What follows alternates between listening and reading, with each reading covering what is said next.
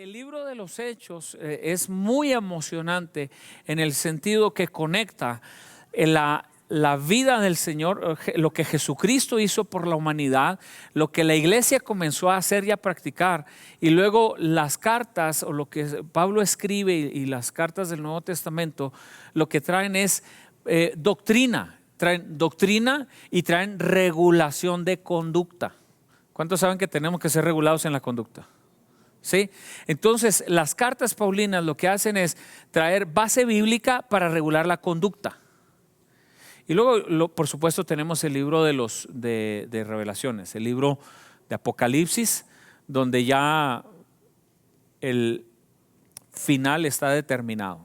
A eso me encanta a mí de Dios, saber que a Dios no lo toma por sorpresa nada.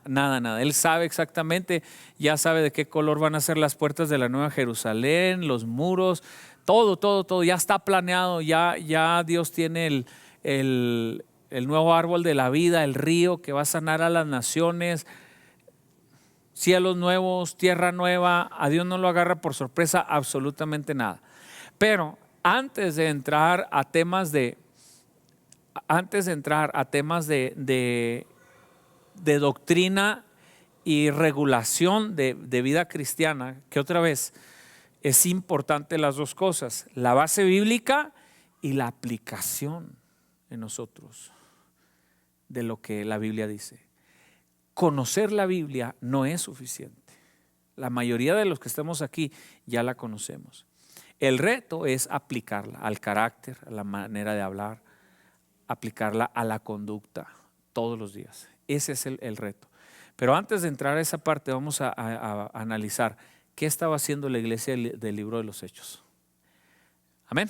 Entonces vamos a estudiar el eslabón que conecta la vida del Señor Jesucristo, muerte y resurrección, y conecta la doctrina y la práctica de la iglesia. ¿Qué hubo ahí en medio? Sí, es fascinante. Yo me puse a leer el libro de los Hechos, lo leí en 2 días, porque uno se pega ahí viendo, ¿verdad? Esta mañana leí la carta a los Romanos y no pude dejar de leerla hasta que la terminé, ¿verdad? Hasta el capítulo 15 o 16, no me acuerdo, pero hasta que la terminé. Entonces, el libro de los Hechos es así. ¿Qué es la tarea de cada uno de nosotros? Que durante estas semanas en la casa a estudiar. ¿Qué vamos a estudiar? El libro de los Hechos, ¿ok? Que sus devocionales de Biblia, etcétera, en estas semanas esté enfocado en el libro de los Hechos. Ok, vamos al capítulo 1 y vamos a comenzar desde ahí. Vamos a irnos pues verso por verso, pero no voy a comentar cada verso, nomás voy a enfocarme en aquellos que tienen la esencia no del capítulo, sino la esencia de los mensajes. Es que hay una palabra que lo define técnicamente, se llama perícopa, es decir, donde hay un pensamiento, donde comienza un pensamiento y termina otro. Ok, leamos verso 1, dice: en el primer tratado, oh Teófilo. Ahora voy a estar usando Reina Valera porque es la mayoría de los que usamos Reina Valera, ¿verdad? En el primer tratado, oh Teófilo, hablé acerca de las cosas que Jesús comenzó a hacer y a enseñar. Ahora, por eso es el eslabón. ¿Quién escribe el libro de los Hechos? Lo escribe Lucas, el mismo que escribió el Evangelio según San Lucas. Por eso le está escribiendo a un hombre llamado Teófilo, ¿sí? Y le dice que en el primero, dice, hablé acerca de todas las cosas que Jesús comenzó a hacer y a enseñar hasta el día en que fue recibido arriba. Y después de haber dado mandamientos por el Espíritu Santo a los apóstoles que había escogido, a quienes también, después de haber padecido, se presentó vivo con muchas pruebas indubitables, apareciéndoseles durante ¿cuántos días? 40 días. ¿Ok? Y hablándoles acerca del reino de Dios. Y estando juntos les mandó que no se fueran de Jerusalén, sino que esperasen la promesa del Padre, la cual les dijo: oísteis de mí, porque Juan ciertamente bautizó con agua, mas vosotros seréis bautizados con el Espíritu Santo dentro de no muchos días. Si queremos describir el primer impacto que hubo en la iglesia del libro de los Hechos, está en el impacto que tuvo el Espíritu Santo. y que Jesús sabía que aquel grupo de discípulos que él había levantado, y no nada más los discípulos en cuanto a los 12 discípulos, que ya eran 11 para este tiempo,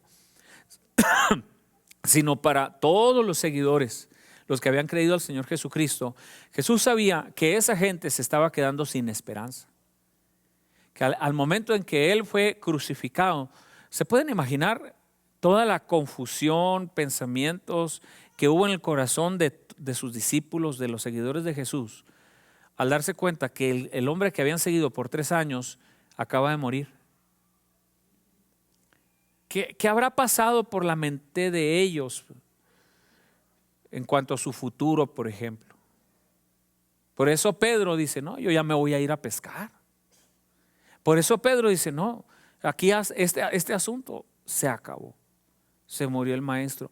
Por eso van los caminantes de Emaús y van tristes, van quebrantados, porque no hay esperanza. Trate de nada más de imaginar que usted es uno de esos seguidores que lo siguieron incondicionalmente, que ustedes lo amaban al maestro. Lo miraron sanar ciegos, levantar paralíticos. Lo miraron resucitar muertos. Lo miraron alimentar a la multitud de 5,000.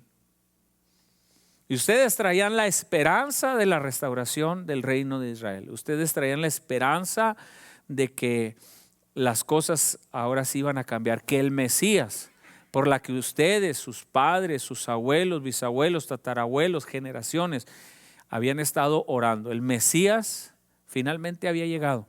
Nadie más lo reconoció, pero ustedes sí. Los estoy tratando de colocar en el marco donde esta gente está, que es en el marco de la desesperanza, en el marco donde no saben qué irá a suceder. No saben si les van a hacer lo mismo que le hicieron a Jesús. Jesús se había ganado muchísimos enemigos y todos estos discípulos se habían unido al Jesús que ellos habían crucificado. Entonces el futuro era incierto. Entonces Dios sabe que en esa incertidumbre lo que había, el siguiente paso era el Espíritu Santo. No hay mejor solución para la vida del cristiano que el Espíritu Santo. En momentos de incertidumbre, de duda, de quebrantamiento, de dolor, de desesperanza, no hay mejor recurso para el cristiano que el Espíritu Santo. Y Dios lo sabía. Por eso en el libro de los Hechos nos dice aquí, lo primero que les dice es que les dio la orden de ¿qué? Que no se fueran de Jerusalén, sino que esperasen la promesa del Padre, la cual les dijo: oísteis de mí, porque Juan ciertamente bautizó con agua, mas vosotros seréis bautizados con el Espíritu Santo dentro de no muchos días. Si una característica tiene que tener la iglesia cristiana de hoy, es el bautismo del Espíritu Santo. Cuidado, porque lo estamos perdiendo. Cuidado, porque estamos dejando de practicar mucho el movimiento del Espíritu Santo en las iglesias, porque nos ha ganado el formato de los servicios, porque nos ha ganado el reloj, es decir, el servicio empieza a tal hora y si no termina para tal hora, ya la gente empieza a mirar el reloj y otra vez el pastor se fue largo y entonces hay espacios que no le estamos dejando al Espíritu Santo. Nosotros como iglesia, Templo Sinaí, Asambleas de Dios, somos una iglesia pentecostal. Los pentecostales creemos en las manifestaciones del Espíritu Santo y no sé si lo vamos a alcanzar a ver hoy, pero si en el libro de los Hechos capítulo 2 hubo un derramamiento del Espíritu Santo, hubo la gente hablando en lenguas. Dice que un viento fuerte vino y sacudió la casa. Entonces, la iglesia que verdaderamente está buscando ser bíblica, tenemos que regresar al mover del Espíritu Santo. ¿Alguien dice amén a eso? Ahora, yo no sé cuántos de ustedes, y no voy a preguntar, pero cuántos de ustedes son bautizados en el Espíritu Santo o no. Y si es bautizado en el Espíritu Santo, si todavía está practicando el hablar en lenguas, el moverse en el Espíritu Santo, en dejar que el Espíritu Santo lo toque, lo haga llorar, lo haga hablar en esas lenguas angelicales que Dios le ha dado a la iglesia, para que no perdamos la presencia de Dios en nosotros. Qué importante es que nuestras iglesias estén movidas por el poder del Espíritu Santo. Ahora que fuimos a Branson, Missouri, el superintendente nacional dio una conferencia y quiero enseñarles, porque la conferencia que dio la llamó Nightmare. Dice, hizo la introducción de Martin Luther King, que dijo, I have a dream, ¿verdad? Dijo, tuve un sueño, dice, pero lamentablemente estamos en un punto, dijo el superintendente, que yo estoy teniendo una pesadilla, no un sueño. Y dijo, tengo una pesadilla que incluye 7 puntos y les voy a mencionar. Yo le tomé por aquí una foto a las pantallas que no las logré tomar todas, pero dice, lo voy a traducir. La pesadilla número 1 de la que él habló dice que los pastores y ministros no están liderando y que no crean y apoyen de todo corazón nuestra doctrina y misión de las asambleas de Dios, ¿verdad? Dice, esta es la primer pesadilla. Luego la siguiente dice que nuestras universidades, colegios estén fallando en preparar adecuadamente a la siguiente generación. Y luego número 3 dice que no haya discipulado intencional en nuestras iglesias para preparar a la siguiente generación. Y así fue exponiendo cada uno de ellos. Y hoy la preocupación más grande que hay, o una de las preocupaciones más grandes que hay en las asambleas de Dios y en las iglesias pentecostales, es que la iglesia no le esté dando lugar al Espíritu Santo. Que estemos más enfocados en que las cosas sean ordenadas y con ciertas disciplinas, que en dejar al Espíritu Santo que se mueva en las iglesias. Y si algo tenía la iglesia del libro de los Hechos, era que Jesús les dijo, vayan y esperen. Ahora, el que no es bautizado en el Espíritu Santo, eso es justamente lo que tiene que hacer. ¿Qué tiene que hacer? Esperar. Pero tiene que obedecer, tiene que buscarlo, tiene que desearlo. Porque 500 vieron a Jesús irse al cielo. 500. Pero ¿cuántos había nada más en el aposento alto? 120. 380 se desesperaron. Quizás dijeron, esto no es para mí, nunca va a llegar, ya tengo mucho tiempo orando. Quizás hubo algunos de ellos que se fueron 15 minutos antes de que llegara el Espíritu Santo. O quizás hubo unos que se fueron 5 minutos antes de que llegara el Espíritu Santo. Entonces, yo recuerdo en años pasados gente que se metían en ayuno y en oración, decir, Señor, yo quiero el bautismo del Espíritu Santo. Lo quiero. Señor, yo quiero ser bautizado en el Espíritu Santo. Pero por el deseo que había en sus vidas, en sus corazones, de tener esa experiencia sobrenatural. Hoy posiblemente ya no es lo mismo. Hoy posiblemente la gente nada más se ha acostumbrado, ¿verdad?, a decir, está bien, no va a pasar nada si no lo recibo. Entonces, la primera característica la encontramos ahí. Luego, ¿qué más tenemos enseguida? Entonces, los que se habían reunido, verso 6, ¿están conmigo? ¿Sí? Vaya leyendo conmigo, vaya subrayando las cosas que le van llamando la atención. Entonces, los que se habían reunido le preguntaron diciendo, Señor, ¿restaurarás el reino de Israel en este tiempo? Y les dijo, no os toca a vosotros saber los tiempos o las sazones que el Padre puso en su sola potestad, pero recibiréis poder cuando haya venido sobre vosotros el Espíritu Santo y me seréis testigos. ¿En dónde? En Jerusalén, en Judea, en Samaria y hasta lo último de la tierra.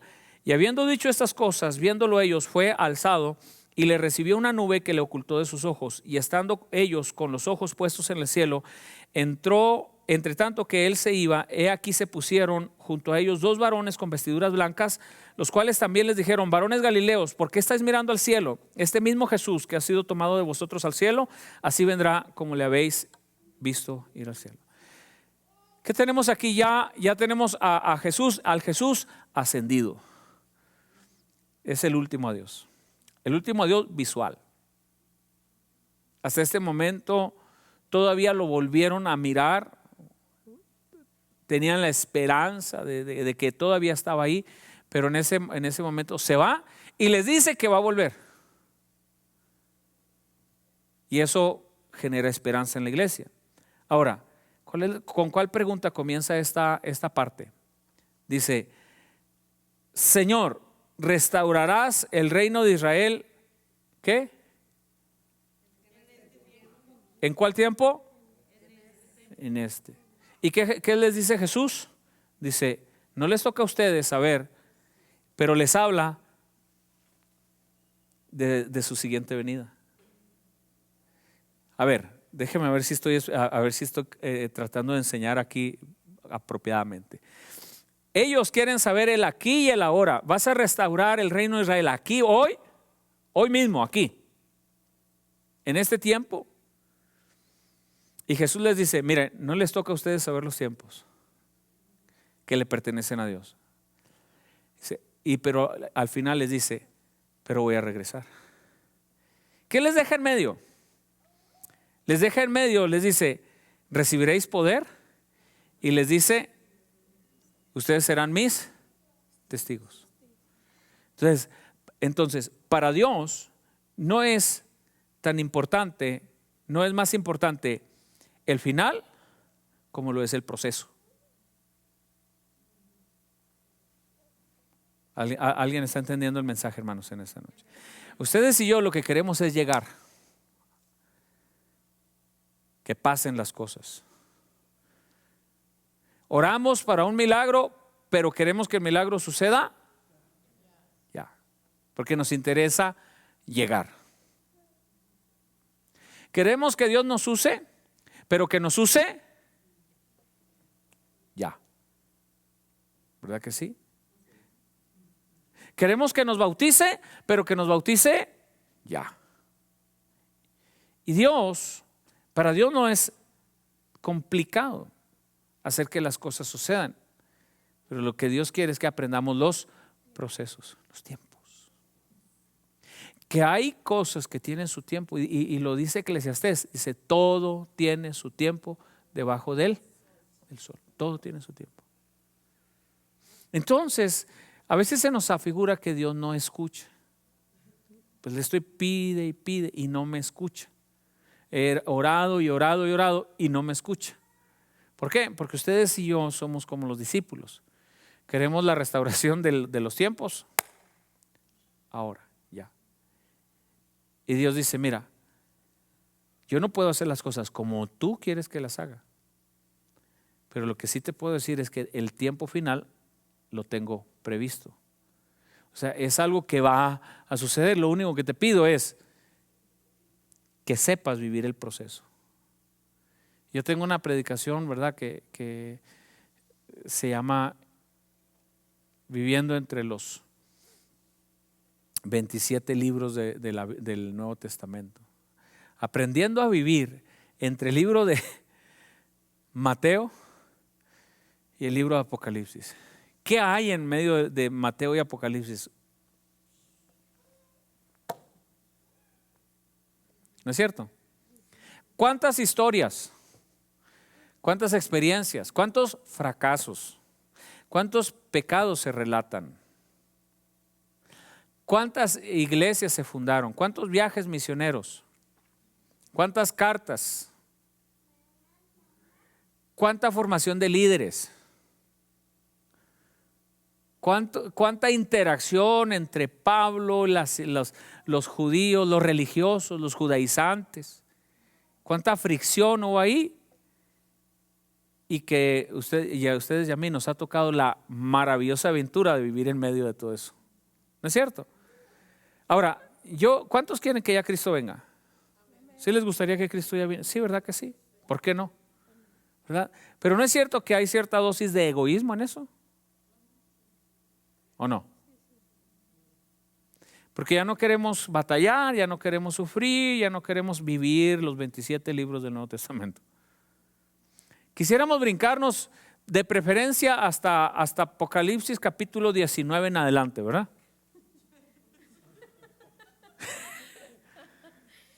¿No es cierto? Quisiéramos brincarnos las bestias ¿verdad? Ahora, lógicamente la iglesia, creemos nosotros, no va a pasar por la gran tribulación, ¿verdad? Así que seguramente pues esa parte no la vamos a vivir. Pero nos cuesta mucho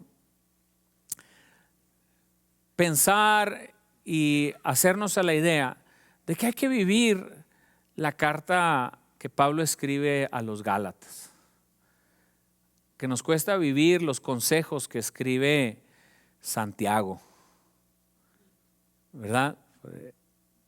Nos cuesta hacernos a la idea que usted y yo estamos aquí para vivir esas citas bíblicas que dice que cuando un hombre bien vestido, elegante, viene a la iglesia, se sienta y todo el mundo le abre el lugar y le dice, siéntate aquí conmigo, pero que viene uno haraposo y dice, tú siéntate allá, ¿no? Nos cuesta darnos a la idea de que todas esas cosas también tenemos que vivirlas. Y que si realmente queremos experimentar las promesas del Apocalipsis, no podemos brincarnos las cartas, ni las doctrinales, ni las experiencias de Dios. Entonces Jesús les está diciendo, miren señores, ustedes ahorita van a comenzar una jornada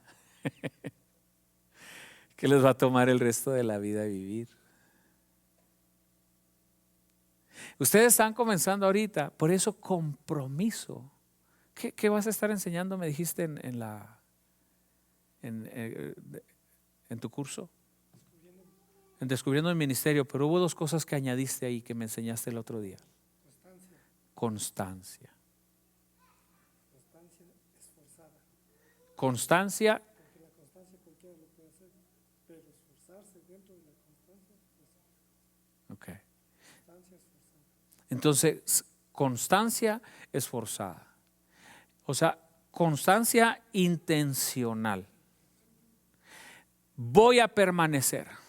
Voy a vivir todas las experiencias que tenga que vivir en mi vida cristiana. Al fin y al cabo tengo una promesa. Este Jesús que lo han visto subir a sí mismo, ¿qué? Volverá. Me tiene la esperanza, claro. Me cautiva la esperanza de que un día va a volver. Pero alguien escribió y dijo, sirvamos a Dios como si nunca fuera a volver. Como si nunca hubiera dicho que un día regresaría. ¿Le serviríamos igual? Es una gran pregunta.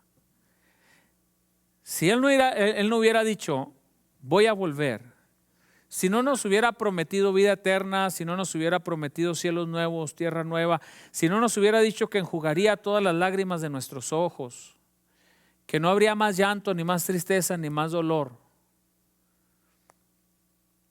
¿le serviríamos y le seguiríamos?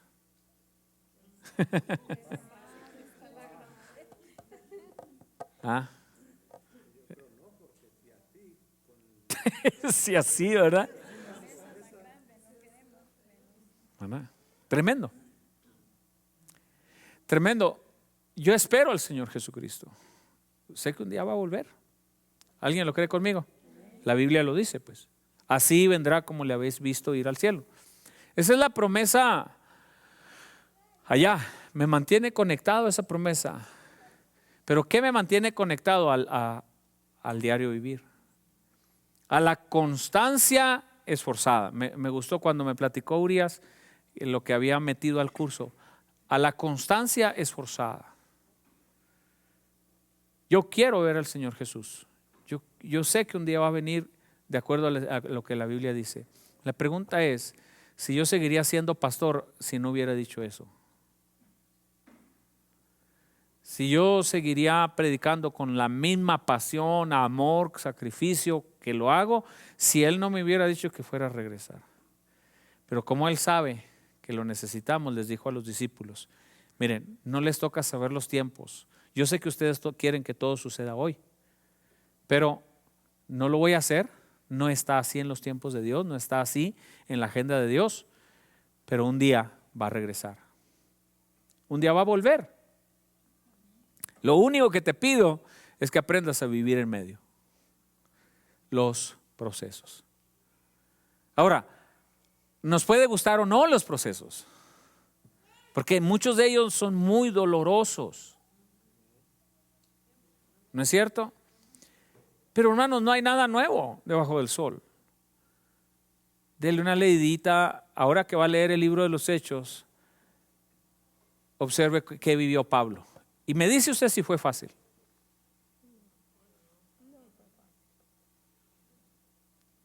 ¿Por qué nosotros podemos o pretendemos creer que para nosotros sí debe de ser fácil?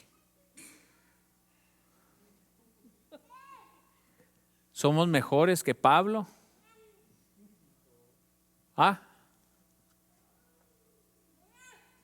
¿Y qué dijo Pablo? Y todo lo tengo por basura. ¿Por amor a? ¿Por amor a qué? A Cristo, ¿verdad? Entonces Pablo, su mentalidad estaba bien perfilada, estaba tan perfilada y tan definida que en un momento llegó a escribir y decir, quisiera irme con el Señor, pero estoy entre las dos cosas. Dice, porque sé que si me voy estaré con Cristo, pero si me quedo, dice, tendré la oportunidad de seguirle sirviendo a ustedes y seguirle sirviendo a Cristo.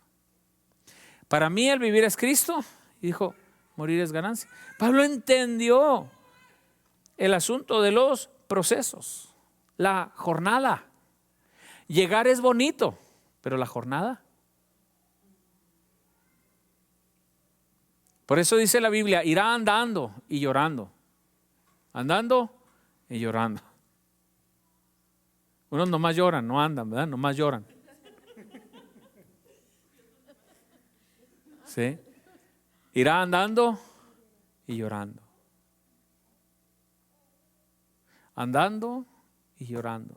El que siembra, el que lleva la buena semilla, pero volverá con regocijo cargando sus gavillas, dice la Escritura. No se nos olvide. Si algo nos enseña el libro de los Hechos, es esa conexión entre, ok, ya soy salvo, ya tengo a Cristo, el Jesús resucitado habita en mi vida, me ha dado esperanza, me ha dado un motivo hacia la eternidad, pero me toca vivir justamente en medio. Amén. El día de mañana que vengan luchas, que vengan pruebas, que no nos tomen por sorpresa. Que no nos tomen por sorpresa. Él mismo lo dijo, los mando como ovejas entre lobos rapaces. En el mundo tendréis aflicciones, mas confiad, yo he vencido al mundo. Al cabo, ¿qué tanto es? ¿Cuánto piensa vivir? A ver, Raquel, ¿cuánto piensa vivir? 80.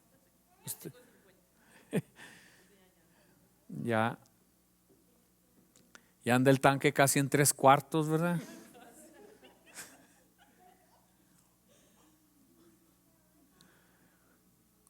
Dígame usted, yo hoy tengo 43 años, ¿verdad? Ha sido como un soplo que llegué ahorita y digo, no lo puedo creer. ¿Sí? ¿Qué quiere decir? Que los otros 40, si me va bien, ¿verdad? Que los otros 37, 40 se van a ir bien rápido. En todo caso, muchas cosas son muy difíciles, dolorosas, pero no es tanto comparado con la eternidad. ¿No es cierto? Claro que quisiéramos que los años que vamos a estar aquí en la tierra no hubiera enfermedad y no hubiera falta de dinero, que siempre hubiera trabajo, que la familia siempre estuviera bien. Claro, sería extraordinario. Pero no, la vida es lo que es. El recurso que tenemos como cristianos es el Espíritu Santo, la palabra, la esperanza de Dios. Ahora, Trate de comparar los 80 años con la eternidad. Póngale el punto de comparación. ¿Vale la pena entonces o no vale la pena? A ver, hermanos, ¿vale la pena o no vale la pena? Pagar el precio de estos 80 años que nos queden. Bueno, pues algunos ya la llevamos más ganada. ¿Verdad, Urias? Ya no esté presumida, Marcela. Dice que a ella le falta menos que presumida, ¿va? Aún así la vejez, ¿verdad? ¿Cómo la queremos ver? ¿Como una desgracia o como algo que realmente nos va acercando a lo que va a ser eterno? ¿Cuántas veces le hemos tenido tanto miedo a la muerte? Pero la muerte es el recurso que Dios usa para conectarnos con Él en la eternidad. Por eso dice que le arrebató el poder de la muerte. ¿Cuál poder? El poder de controlarnos por temor a morir, que me va a pasar. Pues si me va a pasar, me va a pasar, gloria sea al Señor, y me voy a ir con Cristo. La única razón que la que queremos quedarnos más aquí es por los hijos y los nietos, ¿no es cierto? Sí, yo quiero ya conocer a mi nieto, ya. No, ¿verdad? Pero el asunto es ese tiempo de proceso, que la iglesia del libro de los Hechos, Dios se los dejó bien marcado desde el principio. Vivan los procesos. Cuando aprendemos a vivir los procesos, no vamos a andar a medio camino queriendo dejar la iglesia, queriendo dejar los caminos del Señor, porque ya eso ya pasó. O sea, la mentalidad de que Dios tiene que hacer conmigo lo que yo quiero que haga, ya pasó. Es decir, no, para mí el vivir es Cristo. Vivo para Cristo y morir es ganancia. Porque entendí que estoy en medio de un proceso. Qué linda es la palabra del Señor, ¿verdad? Y luego aquí lo que tenemos es un paréntesis de la elección del sucesor de Judas. Ahora, no voy a leer todo ese detalle porque en todo caso no es importante casi y pasó desapercibido para el impacto de la iglesia. Ahora, si está en la escritura, Dios lo considera importante, por supuesto, ¿verdad? Pero no lo voy a meter ahorita en el estudio, pero dice que echaron suertes para sustituir a Judas que se había ahorcado. Okay. Estaba leyendo un comentario respecto a Judas que se ahorcó. Mire, ¿sabe qué? Vamos a leerlo para poder entrar a ese comentario. Voy rapidito. Entonces volvieron a Jerusalén desde el monte que se llama el Olivar, el cual está cerca de Jerusalén, camino de un día de reposo, y entraron y entrados subieron al aposento alto donde moraban Pedro, Jacobo, Juan, Andrés, Felipe, Tomás, Bartolomé, Mateo, Jacobo, Simón y Judas, hermano de Jacobo. Todos estos perseveraban unánimes en oración y ruego con las mujeres y con María, la madre de Jesús, y con sus hermanos. Y en aquellos días Pedro se levantó en medio de los hermanos, y los reunidos eran como 120 en número, y dijo: varones hermanos, era necesario que se cumpliese la escritura en que el Espíritu Santo habló antes por boca de David acerca de Judas, que fue guía de los que prendieron a Jesús y era contado con nosotros y tenía parte en este ministerio. Este pues, con el salario de su iniquidad, adquirió un campo y cayendo de cabeza se reventó por la mitad y todas sus entrañas se derramaron. Y fue notorio a todos los habitantes de Jerusalén, de tal manera que el campo se llama en su propia lengua Acéldama, que quiere decir campo de sangre, porque está escrito en el libro de los Salmos: sea hecha desierta su habitación y no haya quien more en ella. Y tome otro su oficio, y es necesario pues que de estos hombres que han estado juntos con nosotros todo el tiempo que el Señor entraba y salía entre nosotros, comenzando desde el bautismo de Juan hasta el día en que de entre nosotros fue recibido arriba, uno se ha hecho testigo con nosotros de su resurrección. Y señalaron a dos: a José, llamado Barsabás, que tenía por sobrenombre Justo, y a Matías, y orando dijeron: Tú, Señor, que conoces los corazones de todos, muestra cuál de estos dos has escogido, para que tome la parte de este ministerio y apostolado de que cayó Judas por transgresión para irse a su propio lugar, y les echaron suertes, y la suerte cayó sobre Matías y fue contado con los 11 apóstoles. Dos cosas bien rapiditos aquí. Aquí habla, porque en otra cita bíblica dice que Judas se ahorcó, ¿verdad? Sí, pero aquí en este dice que con el salario de su iniquidad adquirió un campo. Dice, cayendo de cabeza se reventó por la mitad y todas sus entrañas se derramaron. Ahora, ¿qué es la explicación respecto al Judas que se ahorcó o cayó y se reventó? Seguramente las dos cosas sucedieron. Entonces, hay dos teorías ahí. Una, que Judas fue y se ahorcó, y con el calor y todo lo que estaba, el ambiente, su cuerpo se infló, ¿sí? Después de ciertas horas se infló, reventó la cuerda y cayó y tronó. Esa es una teoría. La otra es la rama, ¿verdad? Quebra la rama y Judas o revienta colgado o revienta al caer. No es importante, es nada más un dato técnico para entender por qué hay dos citas bíblicas que mencionan dos cosas diferentes ahí. ¿Okay? El otro dato importante y que de alguna manera tiene un mensaje espiritual es que no hay evidencia, escuchen hermanos, no hay evidencia de que la elección del sucesor de Judas haya sido algo correcto. ¿Okay? Quizás fue más un impulso humano, tanto de Pedro como los discípulos, podría ser. ¿Okay? Porque realmente al que escogen, realmente no trasciende básicamente en nada, bíblicamente hablando. Posiblemente fue un impulso nada más natural, un impulso humano de su propia naturaleza, decir, no, pues es que somos 12, tienen que ser 12. Pero si hay alguna aplicación espiritual a esto, sería que nos aseguremos de tomar las decisiones que realmente son ligadas a la voluntad perfecta de Dios, ¿verdad?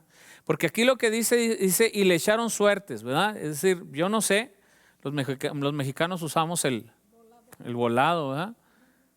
Sí, yo no sé cómo echaron suertes, ¿verdad? No sé si usaron los palitos y el que estuviera más largo, ¿verdad? A ver, saca tú, a ver. Sí, el que saque el palito más largo o no sé qué técnica usaron pero dice que echaron suertes y lo escogieron. Algunos comentaristas bíblicos dicen que en todo caso hicieron algo más humano y carnal que espiritual al elegir a Matías, porque de Matías pues no se sabe mucho. Amén. Ok, ahora sí entramos al capítulo 2. Aquí ya entramos, dice, cuando llegó el día del Pentecostés, estaban todos unánimes juntos.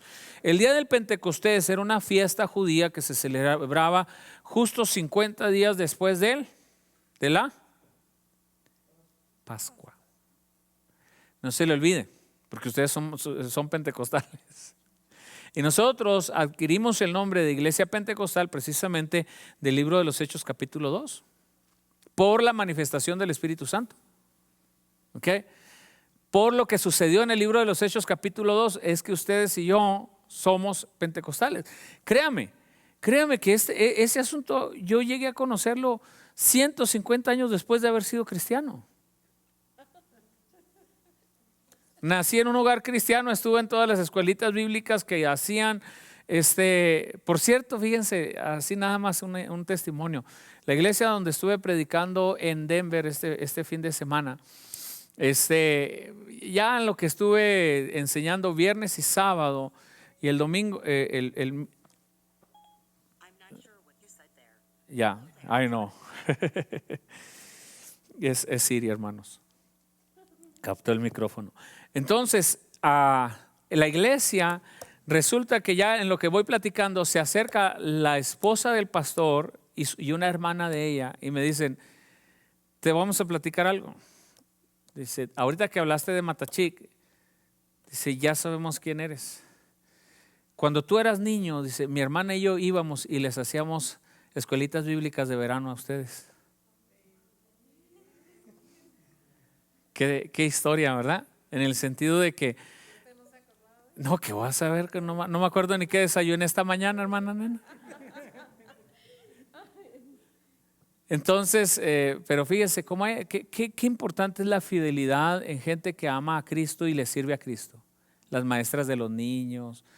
O sea, qué semillas se siembran de tal manera en el corazón de niños como nosotros, que ellas fueron y sembraron en nosotros algo que Dios les puso en su corazón a hacer, y que hoy ya soy un pastor y estaba predicando en la iglesia de ellos. Qué lindo es el Señor, ¿verdad? Bien, el asunto es que pasaron muchos años y yo nunca supe por qué éramos pentecostales, o sea, ¿por qué? ¿Y eso con qué se come? ¿No? ¿Verdad? Pues viene de aquí, del libro de los Hechos capítulo 2, donde el Espíritu Santo se derrama sobre la iglesia, comienzan a hablar en otras lenguas, ¿verdad? Entonces el pentecostalismo es creer que todavía las manifestaciones del Espíritu Santo, el bautismo en el Espíritu Santo, el hablar en lenguas, todavía sucede hoy. La única diferencia entre nosotros bautistas y los bautistas, metodistas, presbiterianos, los no pentecostales, pues, es que la diferencia es que ellos no creen en las manifestaciones del Espíritu Santo, no creen que son vigentes para el día de hoy. Ellos dicen que fue algo que sucedió en aquel tiempo y que terminó de suceder en aquel tiempo, pero que ya no sucede hoy. Esa es la diferencia. Ahora, el argumento respecto a eso, hermana nena, es que ellos dicen, también nosotros somos bautizados en el Espíritu Santo desde el momento en que recibimos a Cristo Jesús como nuestro Señor y Salvador, pero no hablamos lenguas. Porque para ellos el hablar lenguas y algunos dones, los dones de tipo profético, etcétera, es algo que sucedió en aquel tiempo, pero que ya no puede suceder hoy. ¿Tienen sus argumentos? La verdad son solamente eso, argumentos. Pero si la Biblia dice que hay bautismo en el Espíritu Santo, yo quiero el bautismo en el Espíritu Santo. Que me expliquen todo lo que quieran, que justifiquen todo lo que quieran. Pero si la Biblia habla del bautismo en el Espíritu Santo, yo quiero el bautismo en el Espíritu Santo. Si la Biblia habla de sanidad, yo quiero sanidad. ¿Por qué si creo en la sanidad y no voy a creer en el Espíritu Santo? En el hablar en lenguas. ¿Por qué voy a escoger?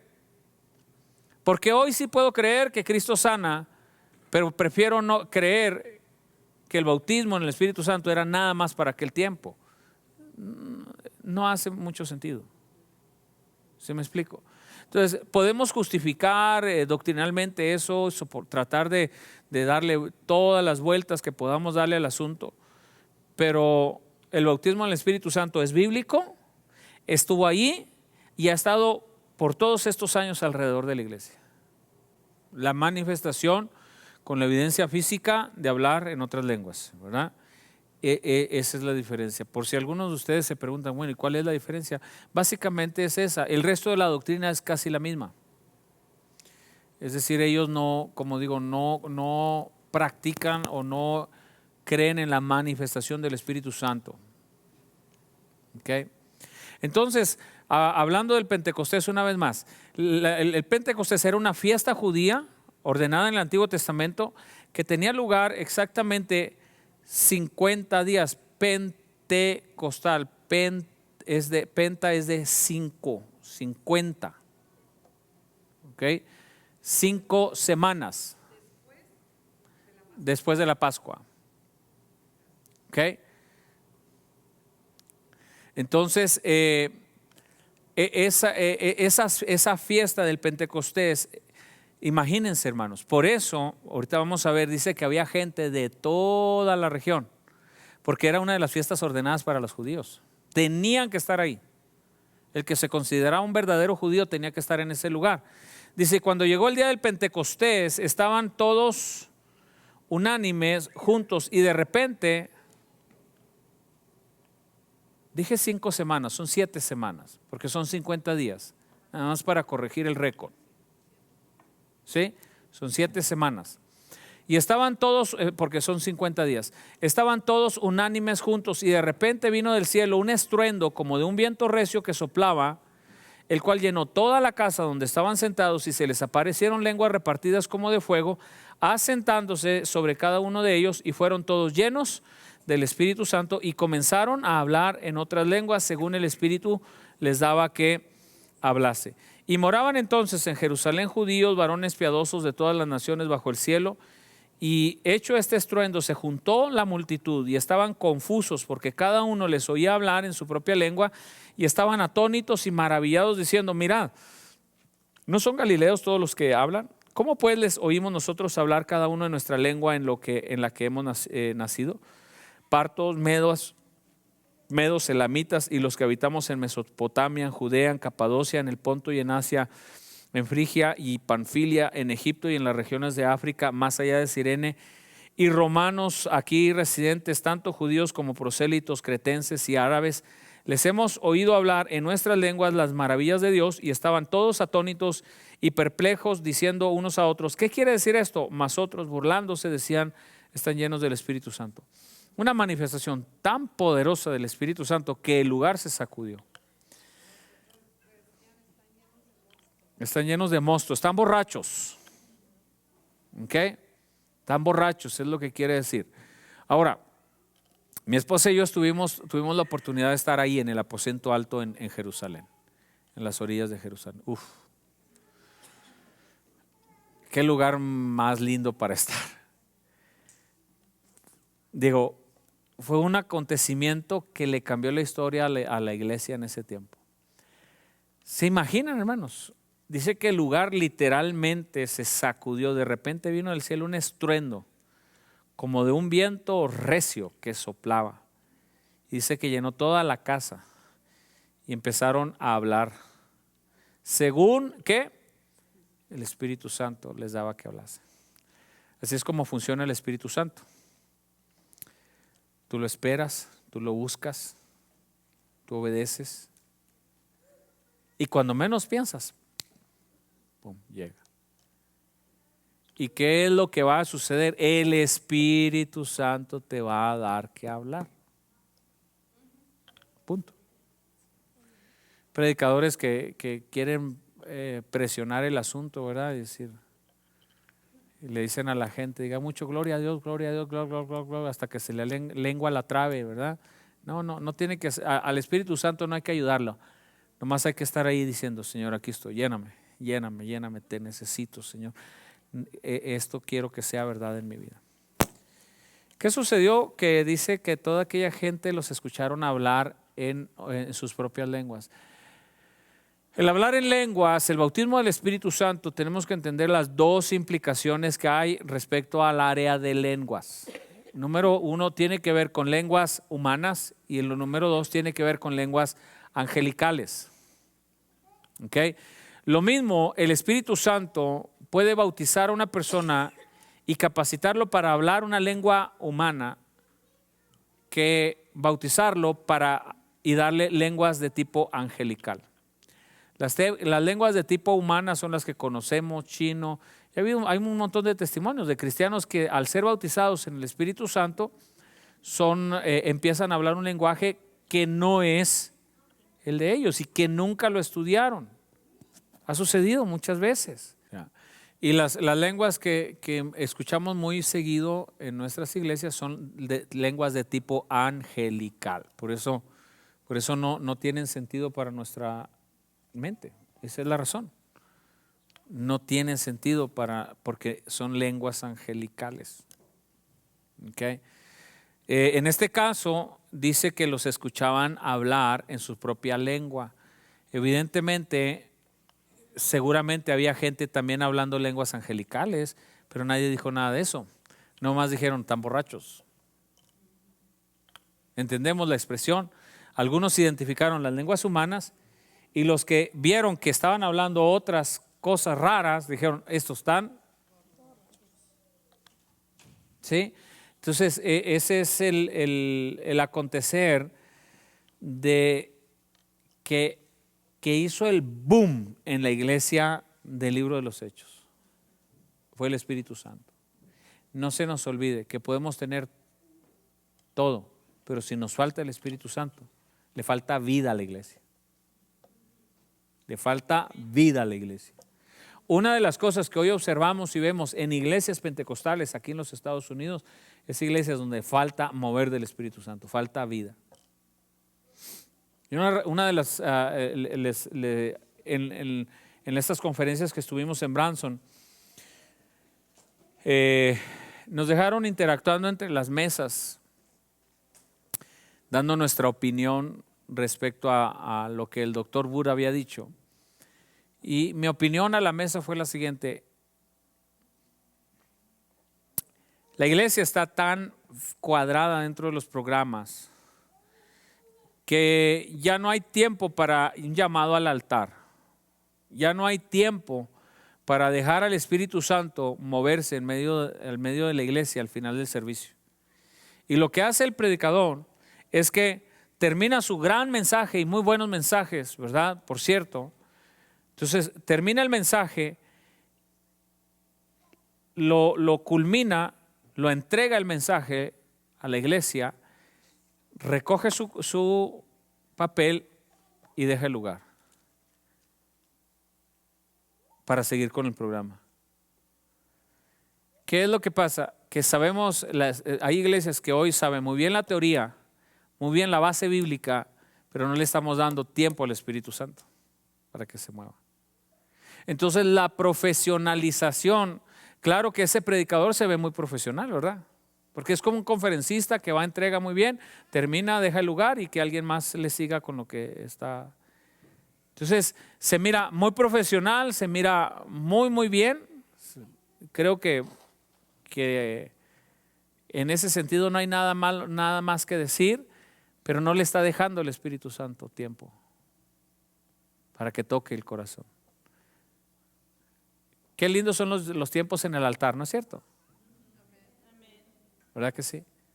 Qué lindo es tener un tiempo en el que podamos decirle al Espíritu Santo: aquí estoy, tócame.